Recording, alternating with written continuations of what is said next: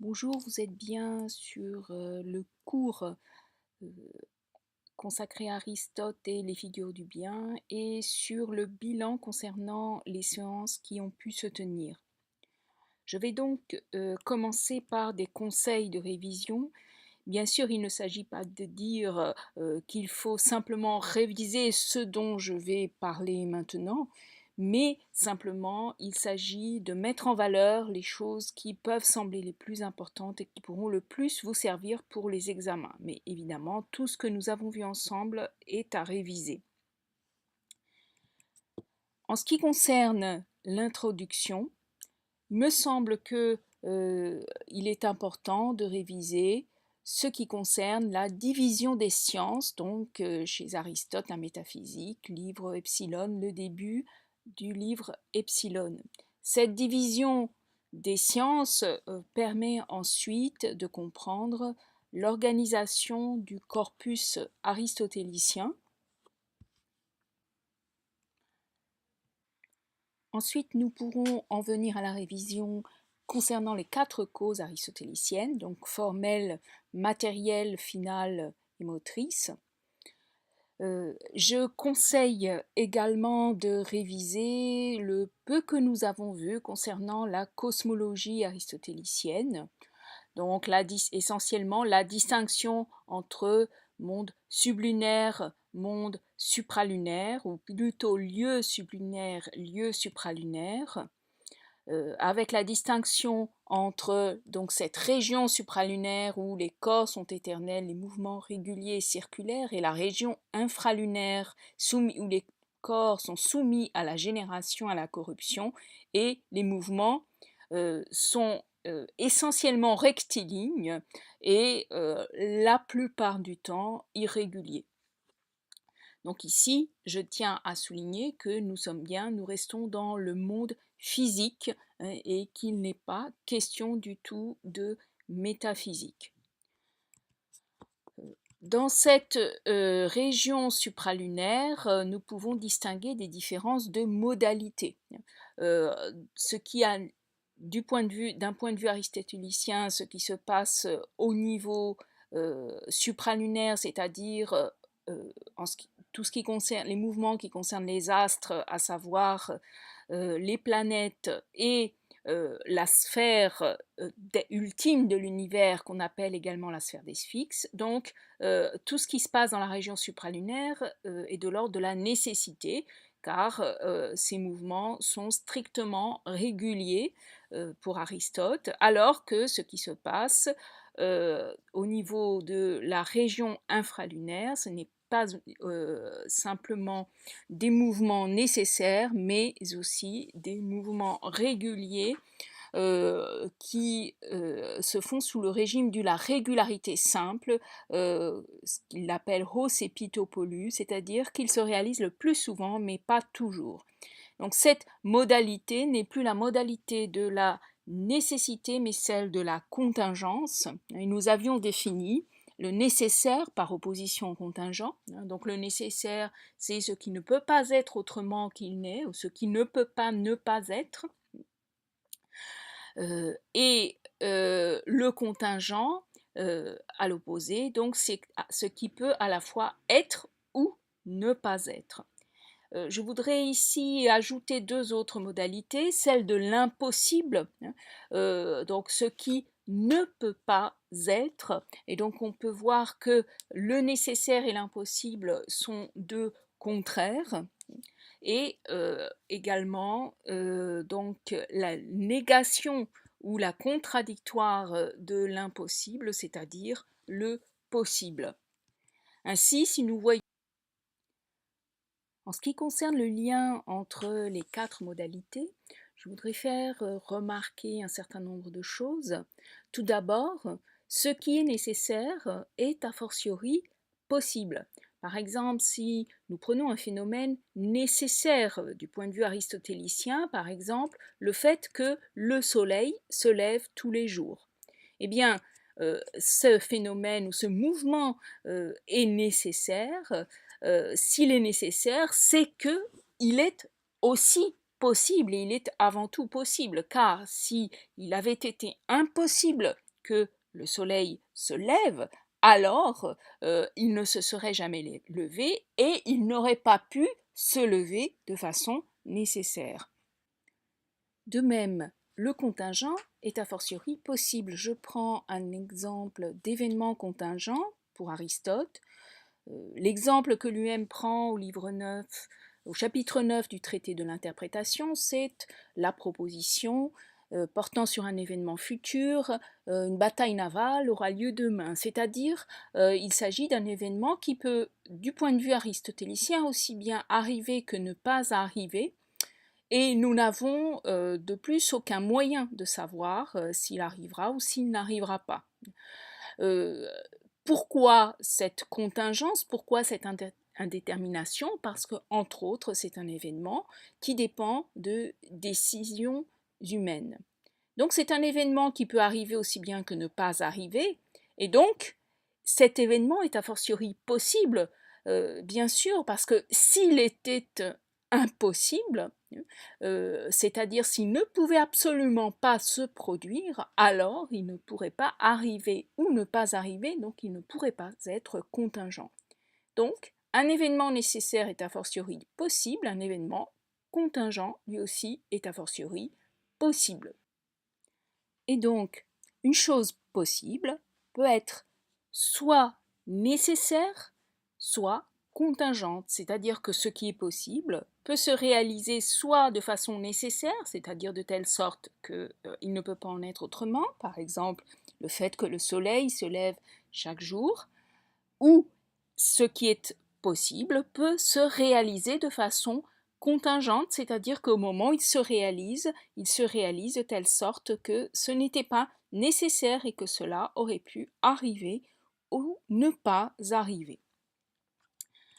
J'en viens donc maintenant à ce qui a été tout de même la pièce de résistance de notre introduction, qui était pour ainsi dire une partie en tant que telle, la démonstration du fait que pour Aristote, le bien est essentiellement multiple, alors que, au contraire, pour Platon, celui-ci est pensé sous la forme de l'unité.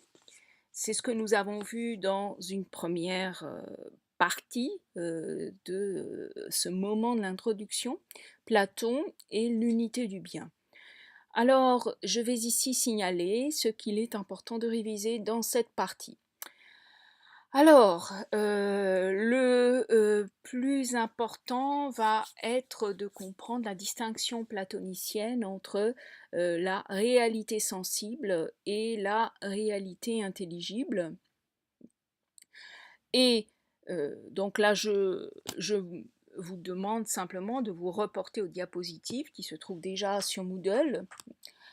Et ensuite, donc ce qu'il va être également important de réviser, c'est de comprendre, ou tout du moins d'avoir une idée, parce que nous n'avons pas, loin de là, pu le faire de façon détaillée, comment Platon conçoit le bien au niveau de la réalité intelligible.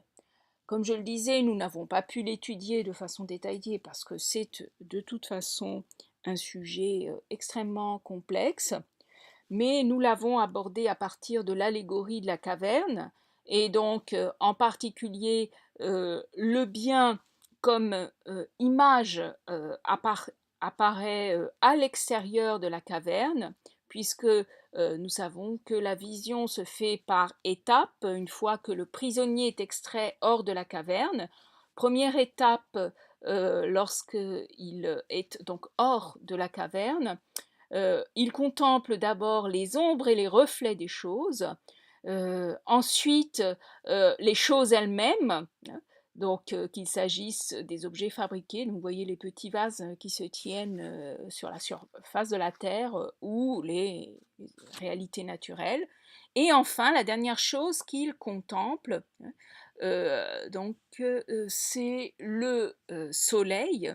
Or, pour Platon, le soleil est une image du bien, puisque pour lui, la réalité extérieure à la caverne est une image de la réalité intelligible, et donc nous pouvons dire que ces prisonniers qui se trouvent à l'extérieur de la caverne, donc sont eux-mêmes l'image de l'âme humaine, qui en tant qu'âme est une réalité incorporelle, donc qui fait partie de la réalité intelligible.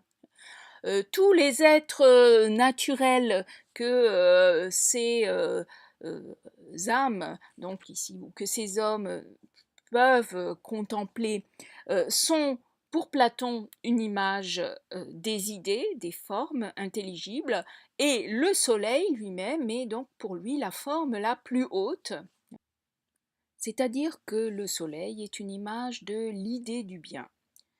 Nous avions vu l'analogie que Platon établit, donc entre le soleil et le bien, en particulier donc l'analogie au niveau de la connaissance, ce que le soleil est à la lumière, le bien est à la vérité, c'est-à-dire que de même que le soleil est la cause de la lumière, il produit la lumière pour toutes les réalités qui sont sous lui, de même, le bien produit la vérité de toutes les formes qui se trouvent subordonnées à lui.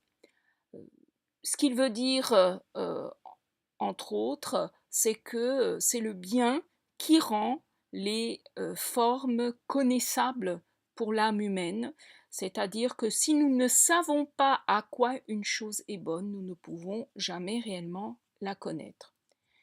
L'important est donc de retenir que pour Platon, tout bien, quel qu'il soit, qu'il se situe au niveau de la réalité sensible, qu'il s'agisse d'un bien naturel, voilà, d'une réalité naturelle qui est bonne, qu'il s'agisse d'un bien présent dans l'âme humaine, la vertu par exemple, qu'il s'agisse d'un bien présent dans des communautés politiques par exemple, donc tout bien sensible, mais aussi tout bien intelligible, c'est-à-dire toute réalité en soi bonne, dérive ultimement d'un bien en soi, et donc peut se ramener à ce bien en soi qui est parfait, qui doit pouvoir être compris par l'âme humaine, connu et défini.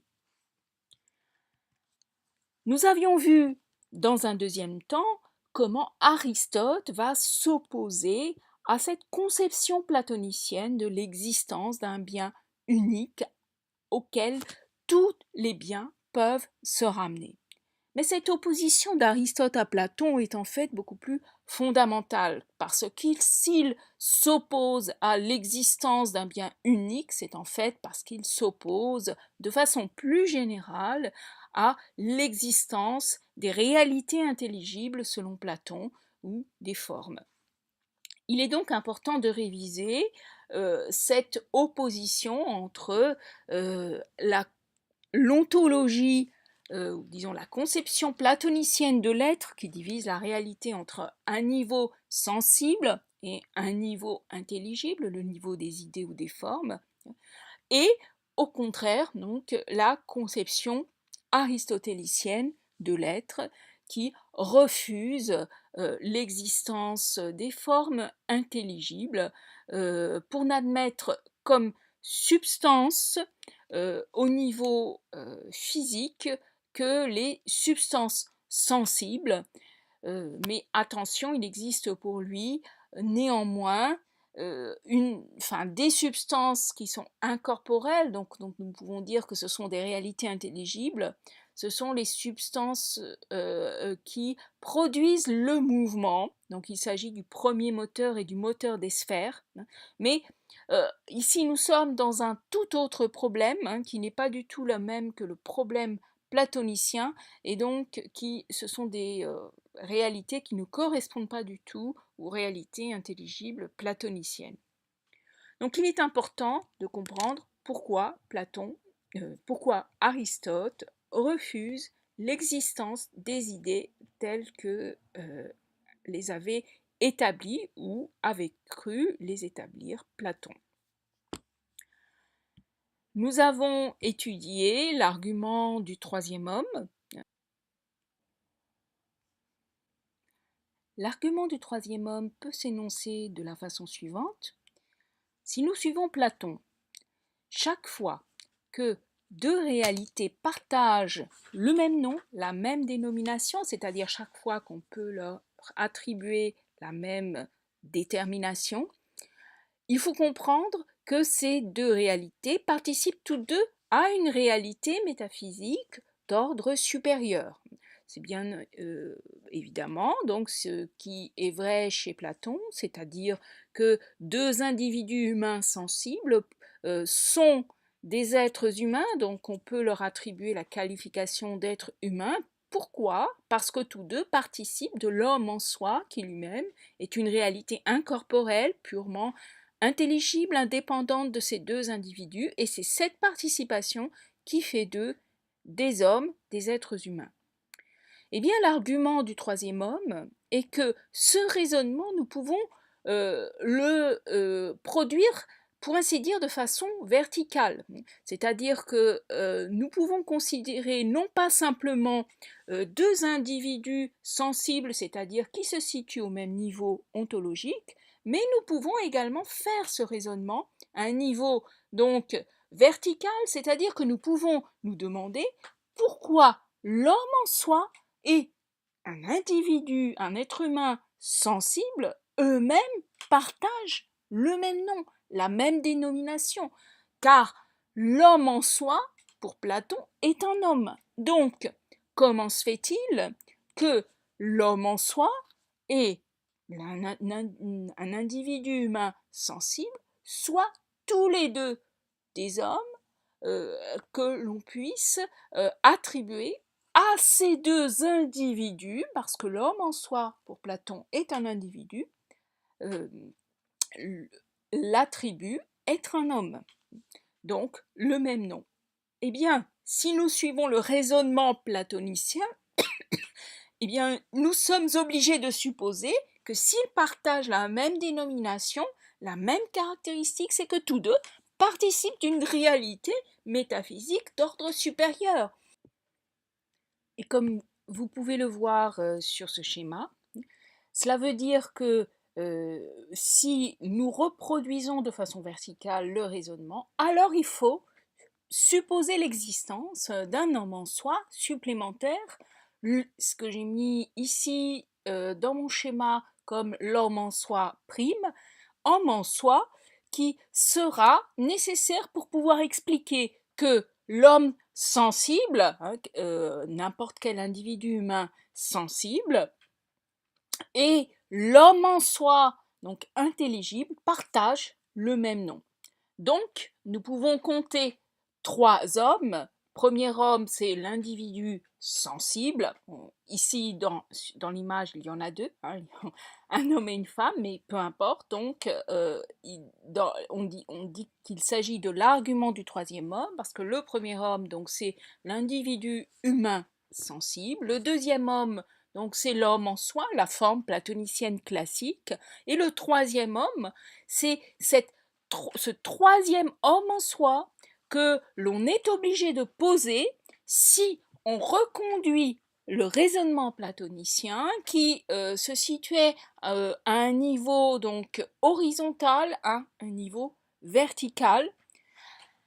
Donc nous pouvons compter trois hommes. Mais de fait, le raisonnement ne s'arrête pas là parce que évidemment, il est possible de le reconduire de façon verticale à un niveau encore supérieur, c'est-à-dire qu'on peut dire mais comment se fait-il que l'homme en soi et l'homme en soi prime soient eux-mêmes des hommes?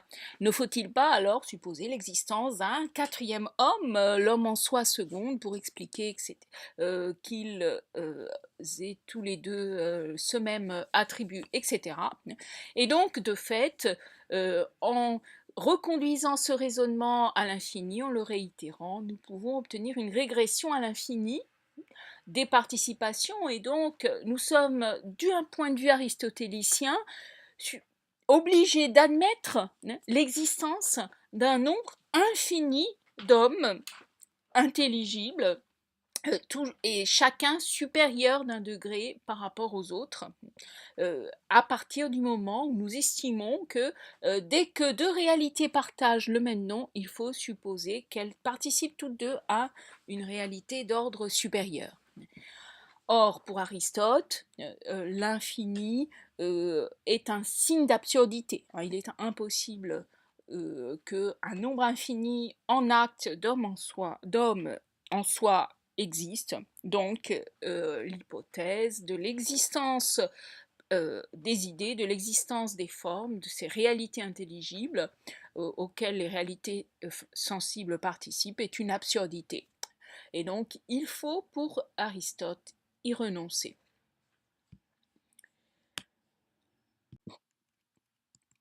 Dans les choses à réviser, il y a donc aussi les catégories, les différents sens de l'être, puisque pour Aristote, l'être est homonyme ou l'être se dit en une pluralité de sens. Il n'y a pas de définition unitaire de l'être, mais il y a différents sens de l'être suivant les catégories.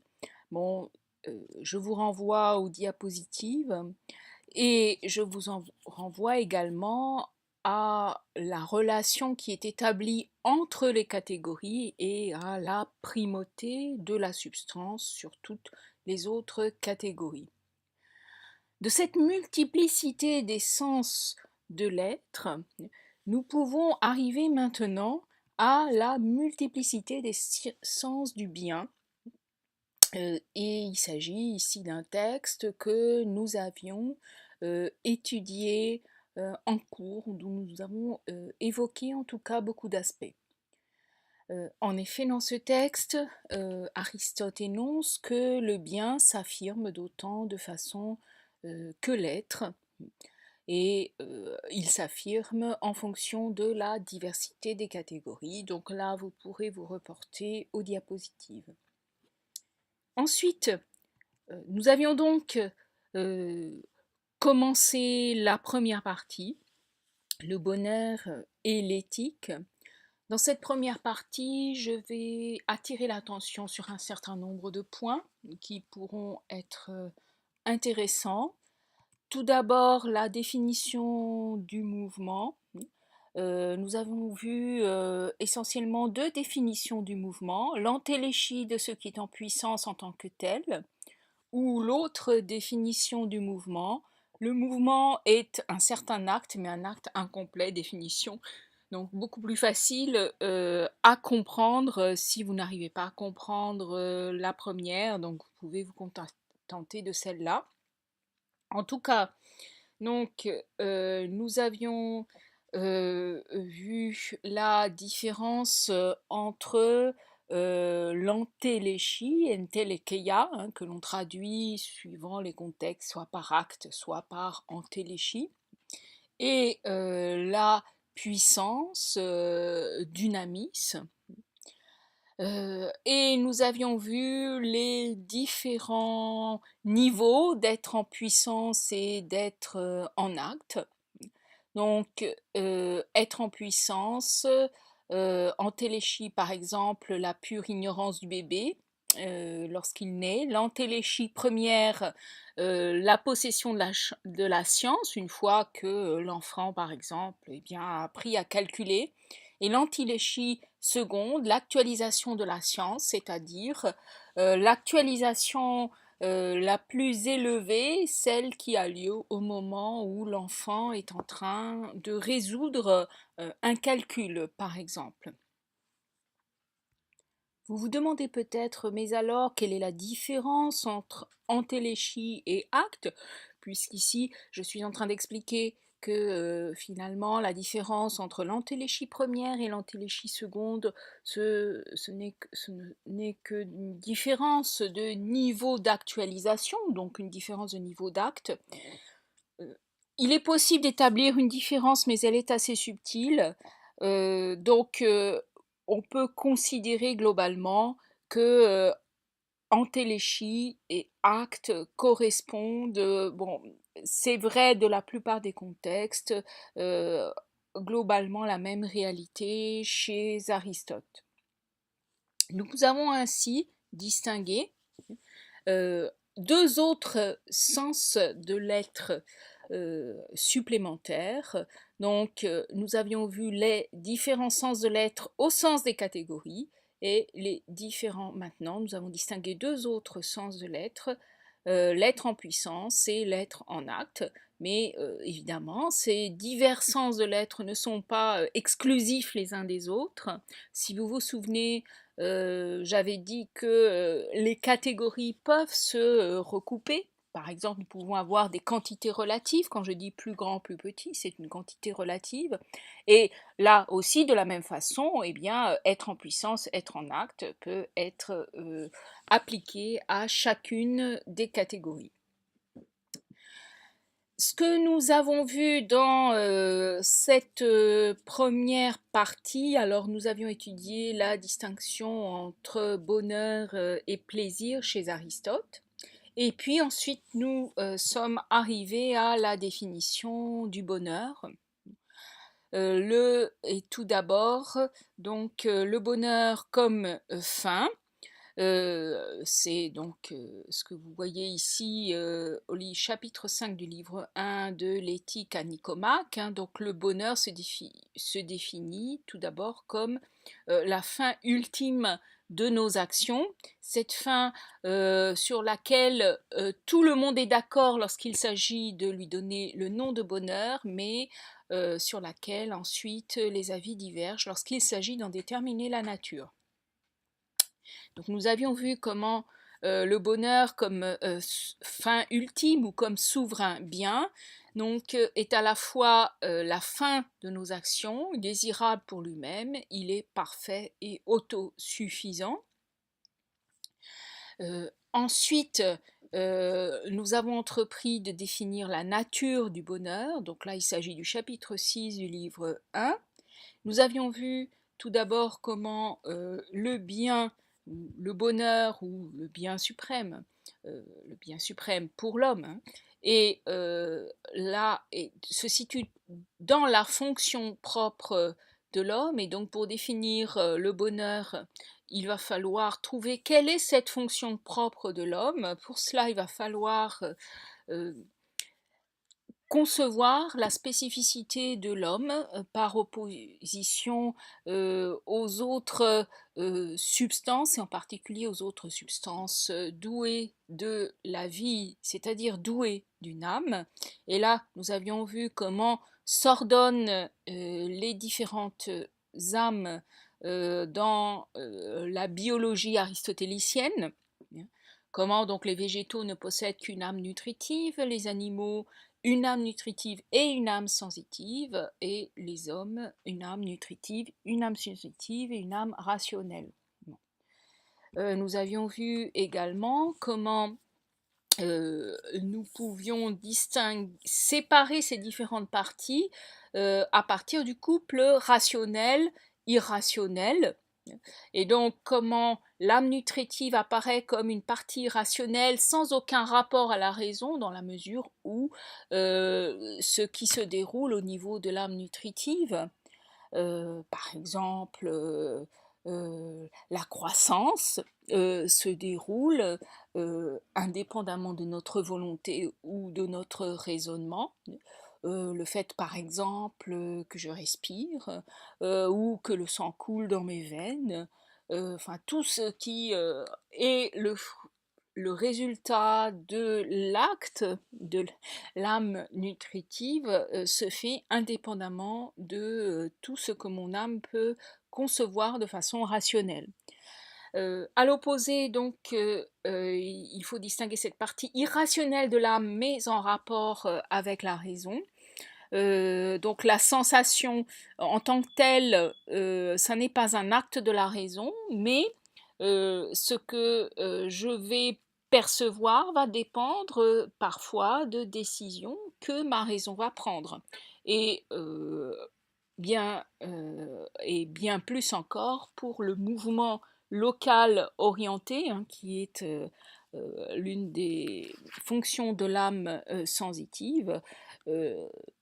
lorsqu'il s'agit des êtres humains, beaucoup de leurs mouvements, beaucoup de leurs déplacements, soit leurs déplacements globaux dans l'espace, soit de déplacement d'une partie du corps, sont dus à une décision, un choix de la partie rationnelle de l'âme.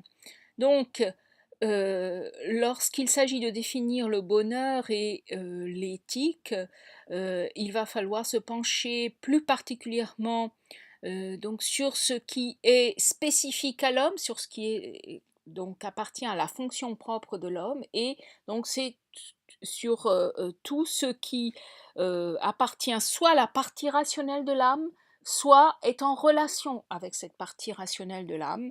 Et donc, c'est ainsi que cela nous permet de distinguer ce qui fera plus particulièrement l'objet de la réflexion sur le bonheur et de la réflexion éthique aristotélicienne, donc la partie rationnelle de l'âme et la partie appétitive, où c'est la partie dans laquelle naissent les différents désirs. Et l'autre étape pour parvenir à définir le bonheur est que l'accomplissement de la fonction propre de l'homme, donc l'accomplissement de tout ce qui relève de la partie rationnelle de l'homme, soit directement, soit indirectement lorsqu'elle doit donner une mesure rationnelle à ses désirs. Donc, il va falloir que tout cela soit mis en œuvre de façon excellente, car nous ne pouvons pas considérer que nous sommes heureux si nous n'agissons pas de façon excellente. Or, ce qui agit en nous, c'est à l'origine bien notre raison. Et donc, il va falloir, dans la définition du bonheur, prendre en compte l'excellence ou la vertu. Ce que nous avons vu précédemment nous permet maintenant de distinguer deux types de vertus. Les vertus, tout d'abord intellectuelles, celles qui sont du ressort donc de cette partie purement rationnelle de l'âme dans laquelle est engendré le savoir, et les vertus morales ou éthiques qui sont les vertus par lesquelles la raison va introduire des normes, des limites, des cadres à l'exercice de la partie appétitive de l'âme. Ces différences entre les différentes vertus, vous pouvez en voir ici un tableau qui en donne une idée. Pour les vertus intellectuelles, Aristote distingue deux grands types de vertus intellectuelles. La sagesse, qui est la vertu intellectuelle purement théorétique, c'est-à-dire que c'est la vertu par laquelle nous arrivons au savoir, où nous possédons le savoir, et la prudence, c'est la vertu qui est liée à l'exercice pratique de l'action. C'est cette forme de connaissance pratique par laquelle nous savons évaluer en particulier quel est le moment opportun de l'action, et donc nous savons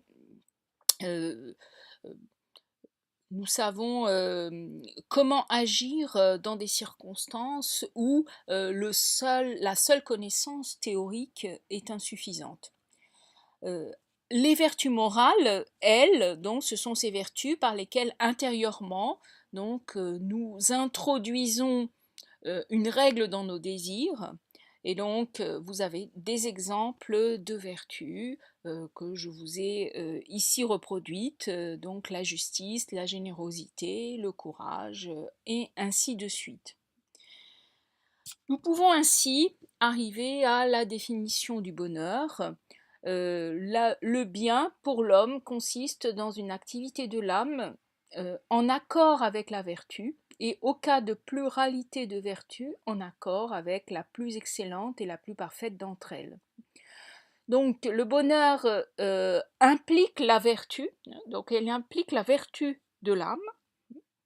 Donc pour être heureux, il ne suffit pas de par exemple simplement pouvoir satisfaire ses désirs, comme peut le faire par exemple un enfant gâté.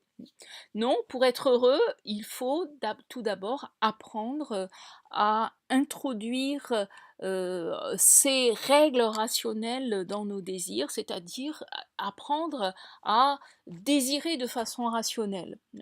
Et par exemple, apprendre à avoir toujours cette tendance qui nous poussera à prendre les bonnes décisions, par exemple des décisions justes ou des décisions morales. Alors ceci, nous ne pouvons pas le posséder dès la naissance, voire même dès l'enfance, c'est le produit d'une acquisition par l'éducation ou même simplement par la vie en société. Donc nul ne naît vertueux, mais tout le monde le devient.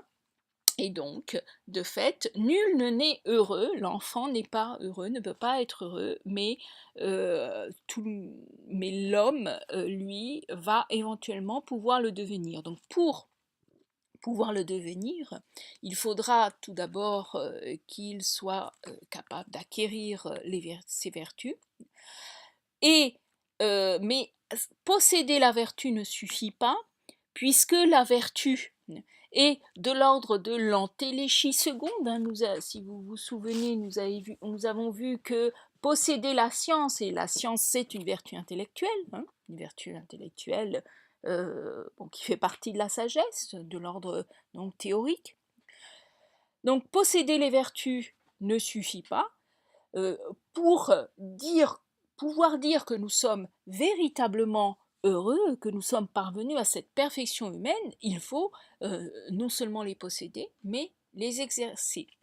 Et donc, le bonheur ne consiste pas simplement dans la possession de la vertu, mais dans l'activité de l'âme en accord avec elle.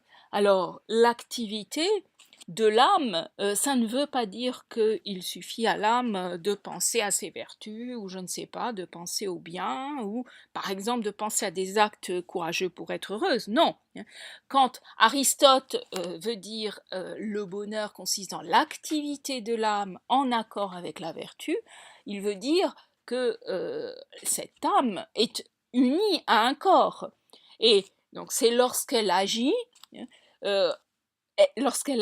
donc par son corps, lorsqu'elle agit en tant que substance, qu'elle parvient au bonheur. Supposons par exemple que je possède en moi la vertu de courage, je ne peux dire que je serai heureux ou heureuse uniquement lorsque je parviendrai à exercer cette vertu. D'autre part, Aristote évoque l'existence d'une pluralité de vertus. Eh bien, cette pluralité de vertus est associée, comme vous le voyez, à une hiérarchie, en accord avec la plus excellente et la plus parfaite d'entre elles. Eh bien, effectivement, si une âme est capable, par exemple, de connaissance, et pour Aristote, la connaissance ou la vie théorique est en soi supérieure à la vie politique, c'est-à-dire à la vie simplement pratique, à la vie d'action. Alors, si une âme est douée de la vertu de connaissance, elle ne pourra parvenir au bonheur que si elle est dans les conditions où elle peut l'exercer.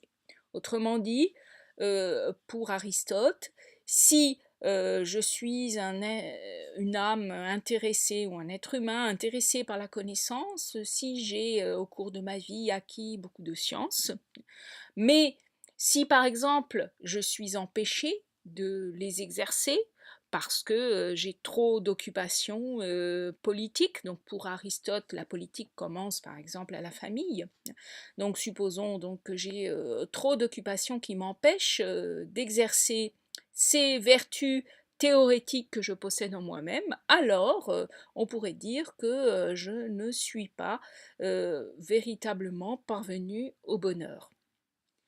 Voilà donc tout ce à quoi nous étions arrivés pendant les séances de cours et voilà donc ce sur quoi vous serez évalués et donc ce que vous avez à réviser au sens strict.